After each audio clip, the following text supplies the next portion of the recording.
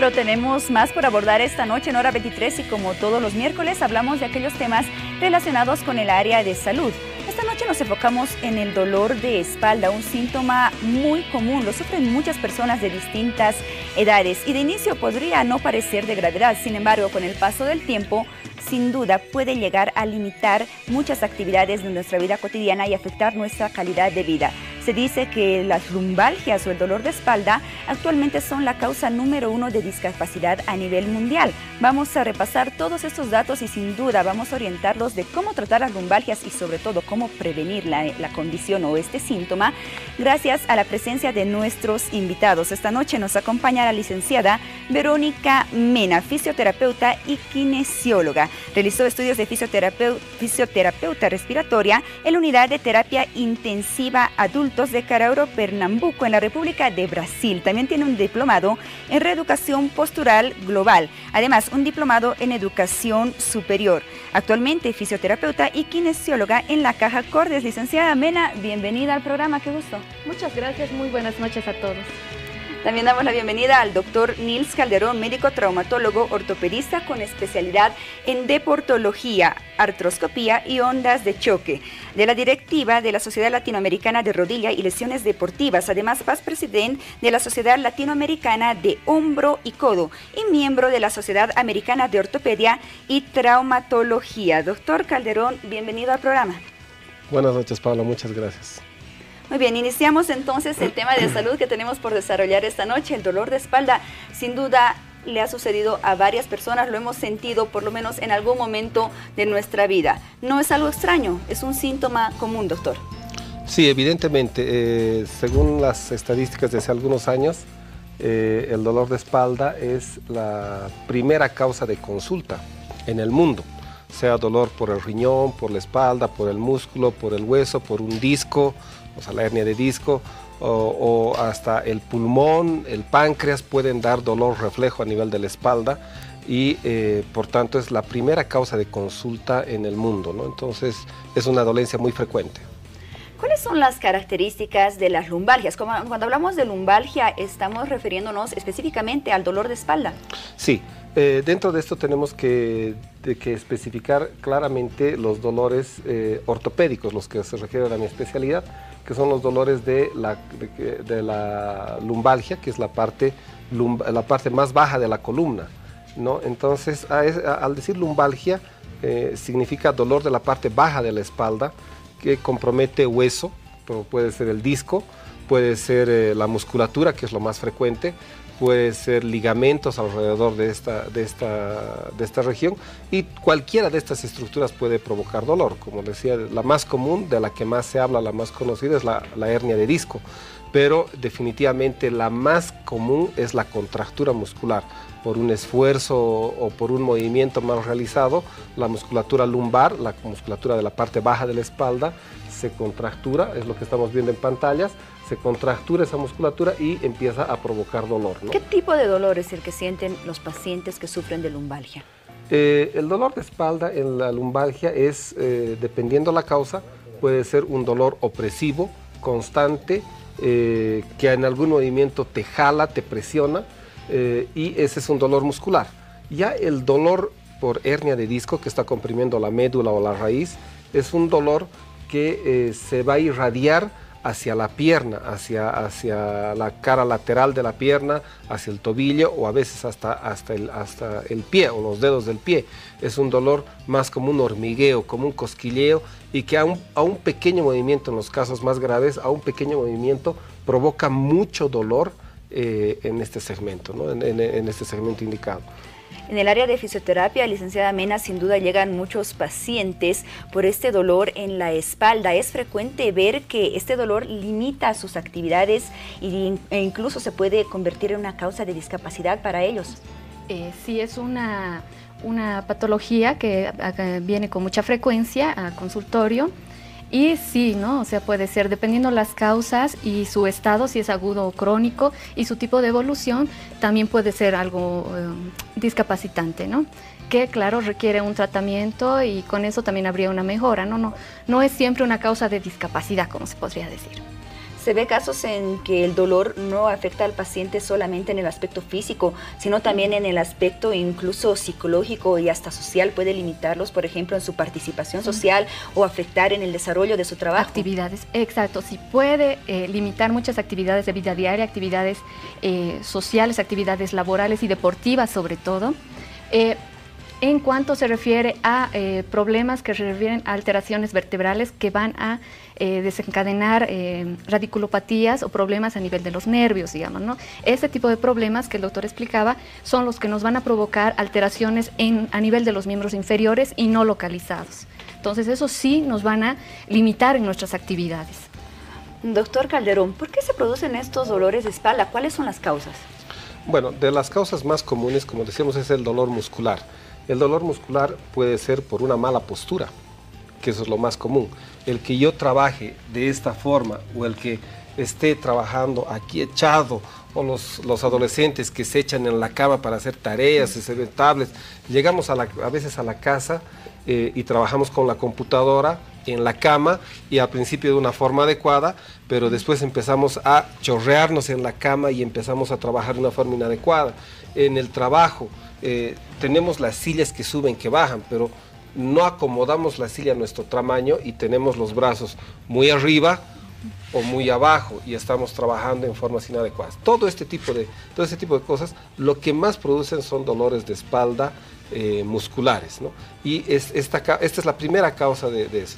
Segundo son los esfuerzos físicos realizados de una forma inadecuada. En general se dice que ninguna persona debe levantar más de 30 kilos, pero además en una forma adecuada, significa flexionando las rodillas, agarrando el peso y levantando el peso con las rodillas. Lo que habitualmente hacemos es simplemente agacharnos y levantar el peso con la espalda. Entonces estamos forzando una estructura del organismo, la musculatura de la espalda, que no está preparada para eso. En cambio, la musculatura de las rodillas es mucho más fuerte y puede levantar esos pesos. Esas son las causas más comunes. Posteriormente ya están los traumas, los accidentes, los golpes. Haciendo deporte recibimos golpes, los deportes de contacto son muy frecuentes. En el deporte realizamos, en el tenis, por ejemplo, el saque. Por el tipo de saque que realizamos necesita mucha energía del hombro, del brazo y de la espalda. Entonces, este tipo de esfuerzos exagerados, intensos, pueden provocar ese tipo de problemas. También hay el hecho de ya los problemas de la hernia de disco, que son, el disco se empieza a degenerar, empieza a salirse la gelatina del disco y empieza a provocar una alteración a nivel del nervio. Esto puede exacerbarse o puede terminar de salirse esta gelatina y provocar una compresión del nervio en un salto, en un esfuerzo, en una caída, caerse sentado, etc. Y por último están las fracturas del hueso, ¿no? O sea, una caída, un accidente de tránsito, fractura del hueso y tenemos este tipo de dolores y problemas. Bien, ¿con qué frecuencia el dolor de espalda puede estar relacionado con causas graves, con enfermedades graves? Bueno, hay desde las enfermedades congénitas. Una enfermedad congénita puede ser una escoliosis ubicada específicamente solo en la columna lumbar. Esa escoliosis congénita va a provocar dolores, ¿no? Por ejemplo, es una causa grave. Es una causa grave. Otro puede ser problemas ahora estoy viendo 2 casos complejos de columna lumbar que son casos igual de nacimiento, que se formó de una forma inadecuada, se fusionó una vértebra a la otra sin que tendría que haber sucedido, pero así sucedió en el desarrollo de este paciente y bueno, da problemas también a futuro en ese sentido. Y los más graves son los accidentes de tránsito, ¿no? Que tienen fractura de columna y hay sección medular, esos son los más graves. Muy bien, antes de pasar a seguir conversando con la licenciada Mena, doctor Calderón, ¿cómo se puede identificar la lumbalgia? ¿Qué pruebas, qué exámenes son necesarios para el diagnóstico? Los exámenes comunes son, primero, pedir una radiografía. El segundo examen que hay que solicitar es una tomografía algunas veces y eventualmente, más raro, una resonancia. Con estos 3 exámenes, a veces los 3, a veces uno, es con el que vamos a trabajar. Pero lo primero que tenemos que hacer es una radiografía. más eventualmente podemos pedir un examen que se llama electroneuromiografía para ver la conducción nerviosa, o sea, para examinar los nervios de una forma, de forma eléctrica, a ver si está respondiendo de forma adecuada o no. Bien, licenciada Mena, ¿la lumbalgia se puede prevenir? ¿En qué casos es posible la prevención? Es posible la prevención, ¿no? Más bien sería un punto importante para tratar. La lumbalgia se puede prevenir a través de evitar hacer los sobreesfuerzos, evitar posturas inadecuadas, realizar ejercicios constantemente, una buena alimentación, una consulta con su especialista también, a fin de detectar si hubiera algunos problemas. Por ejemplo, hay problemas que vienen desde problemas posturales como la escoliosis, el pie plano y entre otros, que pueden desencadenar también dolores en columna lumbar, ¿no? Entonces, esas cosas son importantes verificar para que haya una buena prevención. De todos los pacientes que usted atiende, ¿pudo ver que la lumbalgia se presenta con mayor frecuencia en determinadas edades y en determinado sexo? No, casi hay un 80% de la población que sí ha requerido el tratamiento por fisioterapia en la patología de lumbalgia, y es muy frecuente, ¿no? En mujeres está pasando últimamente con mayor frecuencia. ¿Por qué podría afectar con mayor frecuencia a las mujeres? Asumo que son por temas también hormonales, el desgaste óseo que va normal, y también que las mujeres, las señoras siempre tienen mucha más actividad, ¿no? que los varones, siempre están más activas en la casa, alzando pesos, el mercado y más actividades, ¿no? Entonces podría ser un factor ese. Muy bien, doctor Calderón, hablemos del tratamiento de la lumbalgia. Bueno, el tratamiento es desde las cosas más sencillas. Lo primero es tener un diagnóstico claro, y con el diagnóstico claro vamos a poder tratar. Comenzamos con antiinflamatorios, por ejemplo, para los dolores musculares, antiinflamatorios. Si la contractura muscular es importante, un antiinflamatorio con un relajante muscular en dosis adecuadas para que el paciente no esté dormido todo el tiempo, esto es lo ideal. Segundo, empieza el tratamiento ya con fisioterapia, este es fundamental. La fisioterapia es un apoyo de la parte médica, y especialmente en las lumbalgias, el 90% de los pacientes va a terminar haciendo fisioterapia. Entonces, las diferentes técnicas, BOBA, TRPG, fisioterapia común y corriente, ondas de choque, etc. Entonces, hay diferentes formas de tratar con fisioterapia, pero es el 90% de los pacientes. De ahí ya empezamos con terapias alternativas. Podemos hacer plasma rico en plaquetas, células madre, infiltraciones con cócteles de medicamentos que también pueden servir. Y al final, apenas creo que en mi práctica deben ser el 1 o 2% de los casos va a terminar en una cirugía. Pero, vuelvo a repetir, estos son casos realmente excepcionales. Muy bien, licenciada Mena, coméntenos un poco acerca del tratamiento que se realiza desde el área de fisioterapia. Ya el doctor Calderón mencionaba distintos tratamientos. ¿En qué consiste en cada uno de estos? Bueno, en fisioterapia trabajamos el área convencional, que sería la atención con medios físicos, la electroterapia, la magnetoterapia. Después tenemos la reeducación postural global, que es en base a un grupo de... Es una técnica especial donde se realizan diferentes estiramientos globales que trabaja junto con respiración además, ¿no? Es muy completo. Se trabaja fortalecimiento abdominal, entre otras técnicas también, ¿no? Y lo más importante es educar al paciente. Generalmente se hace el tratamiento antiinflamatorio, baja el dolor, y a partir de ahí nosotros le enseñamos al paciente un grupo de ejercicios suaves y adecuados a cada paciente para que los realice en la casa, ¿no? La idea es que se evite la cirugía o la complicación y la cronicidad de la patología. Muy bien. ¿De qué depende el éxito del tratamiento en el área de fisioterapia? La mayoría de los pacientes mejoran con el tratamiento, tienen una respuesta positiva. Tienen una respuesta positiva, siempre y cuando, bueno, profesionalmente se haga una buena evaluación, un buen diagnóstico, y siempre partiendo de que cada paciente es independiente, ¿no? No todos los pacientes son iguales, hay que verlos y evaluarlos de manera independiente. Y analizar también los tratamientos. Si es que por alguna razón no está evolucionando de la manera que quisiéramos, entonces se reevalúa nuestras condiciones terapéuticas y cambiamos nuestro sistema de tratamiento. Muy bien, vamos a revisar algunas consultas que nos llegan a través de nuestras redes sociales. Gracias a todas las personas que se van comunicando con nosotros y son partícipes de esta entrevista en la cual estamos hablando de las lumbalgias, el dolor en la espalda. Silvia Canaviri nos escribe y nos dice, ¿cómo aliviar los síntomas del quiste de Tarlov, doctor Calderón? Bueno, el quiste de Tarlov es una patología rara. Los quistes en la columna definitivamente son raros, de hecho, y el quiste de Tarlov es alrededor de la capa que cubre a la médula. Este quiste, el tratamiento inicialmente es conservador. Se hace una medicación específica, controlada por el médico por 2, 3, 4, hasta 6 meses, y solo en casos excepcionales puede ser de tratamiento quirúrgico. Hasta ahora no me ha tocado tener un caso quirúrgico, todos los casos han mejorado de una forma conservadora y obviamente asociado a una fisioterapia.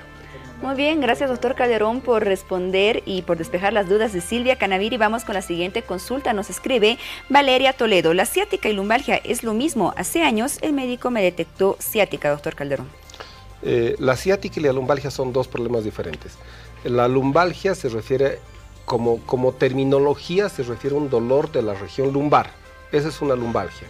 La ciática ya es algo más específico. Es un dolor a nivel del nervio ciático, pero el nervio ciático, sus raíces salen de la columna lumbar. Entonces, se puede entender como un dolor que nace en la columna lumbar y se irradia ese nervio ciático. Puede ser generalmente hasta la cara posterior del muslo o a veces hasta el pie y tobillo. Muy bien, vamos con la siguiente consulta que va dirigida a los dos profesionales que nos acompañan esta noche. Nos escribe Gonzalo Pavón Barrial y nos dice, me gustaría saber qué desventajas trae el uso constante de analgésicos y antiinflamatorios, doctor Calderón, y cuáles son las alternativas, licenciada Mena. Comenzamos con usted, doctor Calderón. Bueno, el uso constante de antiinflamatorios, dependiendo cuáles, uno de los más comunes es el diclofenaco, es la irritación del estómago. Puede provocar hasta úlceras y en casos más complejos hasta sangrados. Entonces el uso constante tiene que ser siempre controlado por un profesional. Segundo, puede provocar otro tipo de problemas en el resto del intestino, delgado, grueso y hasta a la parte más distal, que pueden ayudar a producir hasta hemorroides, ¿no? Eso por un lado. Por otro lado, el uso constante de estos medicamentos nos hace dependientes de estos medicamentos, siendo que a veces no los necesitamos, porque el proceso de tratamiento con fisioterapia evita el uso de estos medicamentos, solo que hay que hacer una fisioterapia para la espalda por lo menos de 3 meses, a veces hasta 6 meses, ¿no? Y así nos vamos a evitar de tomar estos medicamentos. Entonces, la práctica de tomar medicamentos de forma individual, o sea, autoprescripción, no es la adecuada. Ahora, a veces el médico sí prescribe el medicamento por 3 o 6 meses, pero esto es controlado y controlando el riñón, la úlcera y etcétera, ¿no? Muy bien, licenciada Mena, ¿qué alternativas usted podría proponer a este seguidor de Hora 23 que tiene preocupación ante el uso de corticoides, de antiinflamatorios, de analgésicos para tratar la lumbalgia? Bueno, primeramente que él asista también a su consulta con su fisioterapeuta kinesiólogo, que es nuestra área más bien colaborar para no dar tanta medicación o tanto fármaco, ¿no?, que ayuda. Todos los tratamientos, tanto los convencionales, el RPG y todo lo que nosotros aplicamos dentro de la terapia es realmente efectivo en estos casos de la lumbalgia, así que él es invitado a ir a su terapeuta también. Muy bien, la invitación está hecha entonces para Gonzalo Pavón Barrial para que pueda visitar el área de fisioterapia y, bueno, recibirá más alternativas para el tratamiento. Nos escribe también Grover Quispe Mamani y nos dice, buenas noches, les cuento mi situación, me duele mi cintura y tengo un dolor en la nalga izquierda cuando hago esfuerzo y mala postura. ¿Qué será bueno, licenciada Mena? En este caso ya estaríamos hablando de que hay una irradiación, posiblemente haya una complicación del nervio ciático que habría que evaluarlo también.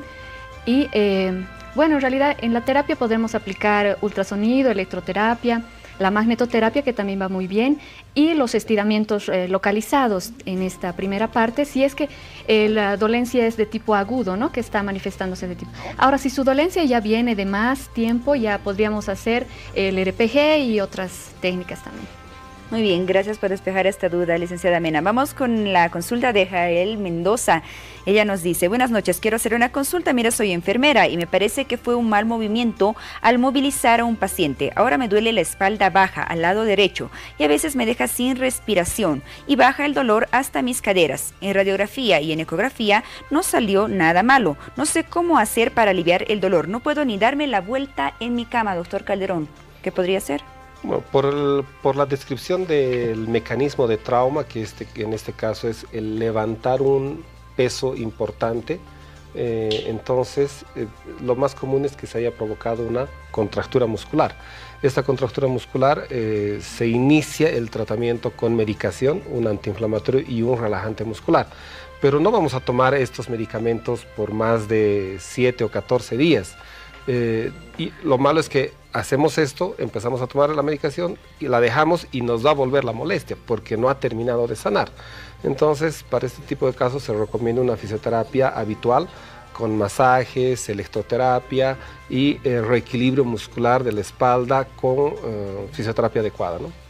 Pese a realizar ese tratamiento con el área de fisioterapia, ¿podrían existir recidivas, licenciada Mena? ¿Cómo ustedes trabajan para evitar esas recidivas, que el dolor pueda reaparecer? Sí, puede suceder con frecuencia, ¿no? Porque si bien podemos pasar la etapa aguda, esa persona que trabaja alzando peso y manipulando y todo eso, entonces puede volver. A ella, ¿qué hay que, en su caso, digamos que incluir cuidados en el manejo del paciente, ¿no? Que ellas, ¿no? O sea, cierta flexión, cierta acomodarse de manera adecuada, todo eso, ¿no? Y también hay que hacer como una preparación incluso tipo física, ¿no? Ciertos ejercicios que nos permitan estar en condiciones para poder realizar ese tipo de esfuerzos. Eso es lo importante. Muy bien, esas recomendaciones, esos cuidados, iban específicamente para la persona que nos escribía, que trabajaba en el área de enfermería, ¿cierto? De manera general, ¿cuáles son los cuidados que deben tener aquellos pacientes que sufren de lumbalgia? ¿Qué actividades, por ejemplo, no podrían realizar? ¿Qué hábitos deberían modificar? Generalmente se hace lo que es trabajo de higiene postural. Para eso, bueno, nosotros les enseñamos cómo es la forma adecuada en la que debe agacharse, en la que debe realizar sus actividades, a nivel laboral, cómo debería estar su ambiente laboral. Y se les enseña también ejercicios de estiramiento para relajar la musculatura que pueden realizar cada noche, digamos, ¿no? Post tratamiento, generalmente se les enseña eso para que lo realicen en la casa también, ¿no? Esos estiramientos cada día a fin de no repetir la patología. Muy bien, doctor Calderón, en caso de no tratar la lumbalgia, ¿cuáles podrían ser las consecuencias, las complicaciones?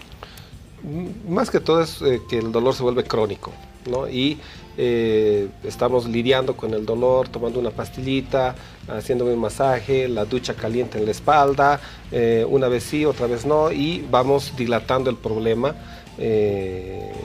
hasta que decidimos hacer algo. Esa es la verdad.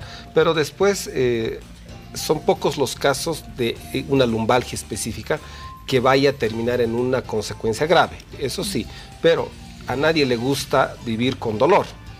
Por lo tanto, hay que tratarlo. Dentro de las sugerencias para prevenir este tipo de lesiones es, lo que hablaban hace un momento, son lumbalgias laborales, por el tipo de trabajo que realizamos. Entonces, a estas personas se les aconseja siempre hacer no una fisioterapia, sino ejercicios de estiramiento previos a empezar su trabajo. Es más o menos como hacer un deporte. El momento de que vamos a llegar a la cancha o a jugar tenis o lo que sea, siempre recomendamos calentar, estirar, hacer el deporte, terminar de hacer el deporte, volver a estirar y a la casa. En este caso, si nuestro trabajo es de cargar peso, laboral, brazal, con mucho esfuerzo físico, la estructura que se vaya a utilizar más, hasta escribir a máquina, el teclado, ¿no? Es hacer el calentamiento de los dedos o el calentamiento de la espalda, estiramiento, realizar nuestra actividad y al terminar un estiramiento más y volvemos a la casa, ¿no? Esto es lo mejor. Muy bien, nos siguen llegando consultas en este momento, una desde la ciudad de Oruro. A nuestro seguidor le duele la espalda en la parte superior, él dice a la altura de los omóplatos y es un dolor que surge de la nada. ¿Por qué podría ocurrir esto, doctor? Bueno, este tipo de dolores también son musculares, en la mayoría.